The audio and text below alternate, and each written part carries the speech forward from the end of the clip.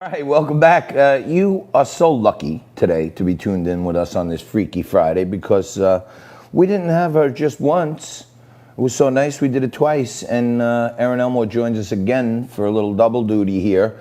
And as we broke away from that segment, I was reminiscing to a time in the past when people lived like humans and went to TV studios and had fun together in person. We haven't done that in quite some time, but we need to. I saw you and your pal, I think she goes on the Dressing Jane on Instagram. Dressing Jane, yeah. And I saw both of you on the same channel, Fox 29, on the same day. And I mean, how cool are you? How cool are your friends? Well, I mean, she's the best. We'll have her on. Hi, Elisa, Dressing Jane. But I was going to tell you a little story, but then I decided I'm going to tell you another story. All right. So wait. You said you had some gossip for me on Fox 29. You're not going to give me that now? You just let me on? I'll give it to you quick. I'll give it to you quick and dirty. I was on, and the host said, no one interrupt each other. No one interrupt each other. So I'm sitting there, not interrupting as they're calling. The other guy's going, Trump's racist, Trump's racist, Trump's racist. And I'm sitting there just, whatever, smiling in my little box. And then he lets me talk, the host that is, and the other guy starts talking over me. Everyone knows the first rule is don't interrupt. I also thought you learned that in kindergarten too, or from your parents. And I said, please don't interrupt me. Well, you would have thought I called his mother a dirty name. Whoa. Because I got in all kinds of trouble. Really? And the moral of the story is twofold. He interrupted me, and that's the ultimate sin. And two, if I were another man, would they have reprimanded me? No, they just don't want a woman to step out of turn. So these Democrats that are reprimanding me should really realize, A, he was an interrupter, and B, you're being sexist. So stick that in your pipe and smoke it, right? Yeah, all right. I like that. Well, you can interrupt me anytime you want, and I'm never going to get mad about it, all right? And if Fox 29 is going to be little bitches, then I want you and Alicia on this show, and you got to come on together. We'll laugh. We'll do that anytime. All right. So now tell me this. I am talking about days gone by when you used to come in the studio. You used to spend the whole 2 hours with me and co-host with me and all that other stuff. So fun. When are you coming back? What is happening? So I agreed with my husband that I was going to come back. But then yesterday, I see that the principal, if you will, of my son's school published, and this is a private school, by the way, published a scathing anti-Trump op-ed. It was a scathing, terrible, terrible op-ed voicing his political views. So I just wanted to read you what I wrote back. Please do. Are there any curses in it? No. Okay, perfect. Dear principal, blah, blah, blah. I won't say his name.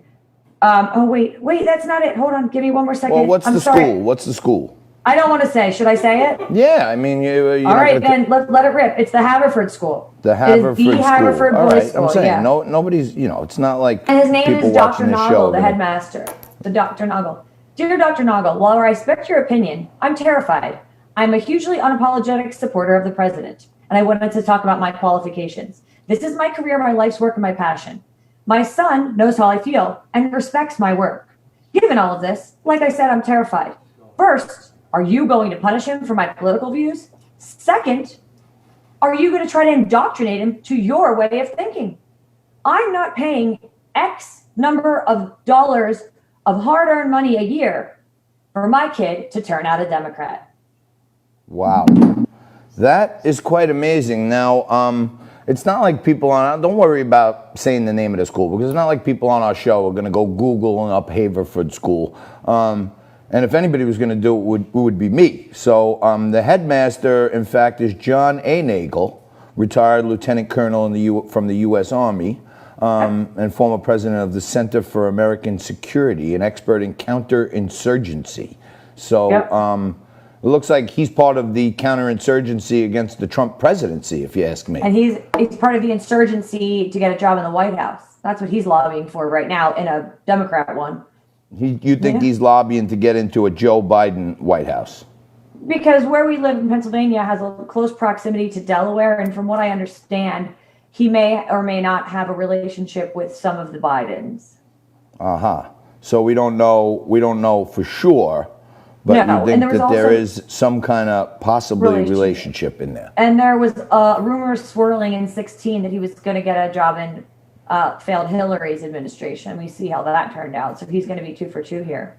How scary is this that these schools that they're charged with teaching our kids American history and courtesy and politeness and educating them and, you know, molding their brains, and they basically bastardize that whole process to turn it into programming of these kids. Like, we don't need our schools pushing political views on little kids. It doesn't make sense.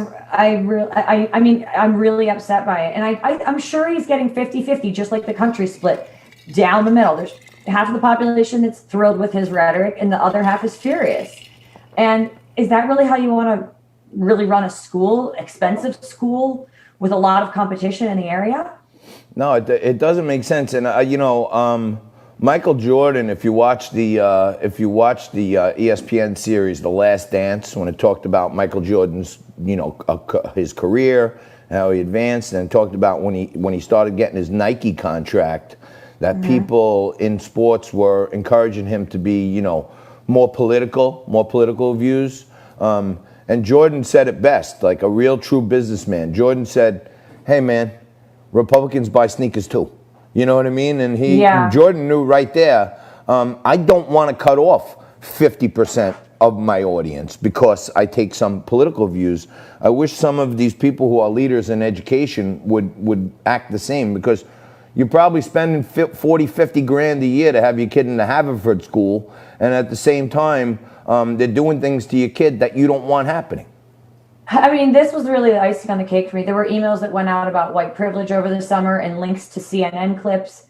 And I largely remained silent. And I think now, I wrote him an email yesterday, the one that I read to you in part.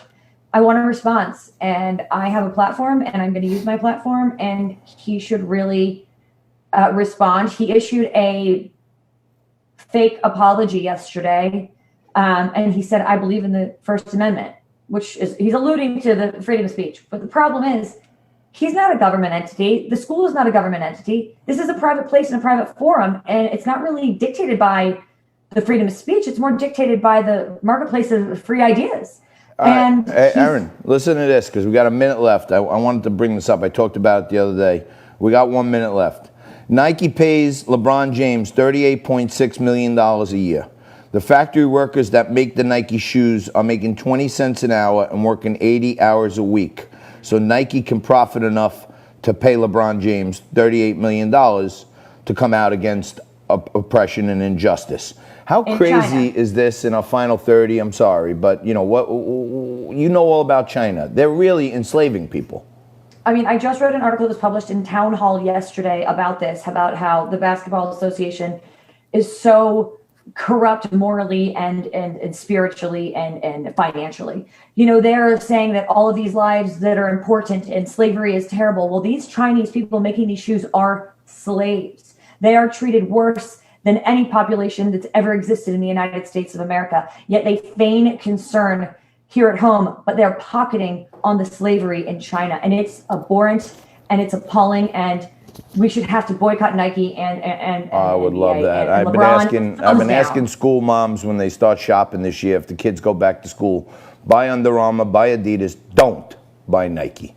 Erin, thank you so much. You're the bomb. Thanks for staying with us for an extra segment. And thank you. You and Dressing Jane for a little COVID fashion feature next week. I love it. And make sure everyone follows Proud USA Strong. Proud USA Strong. Proud USA Strong. Erin Elmore, thank you. Thank you. Quick break. More Liquid Lunch right after this.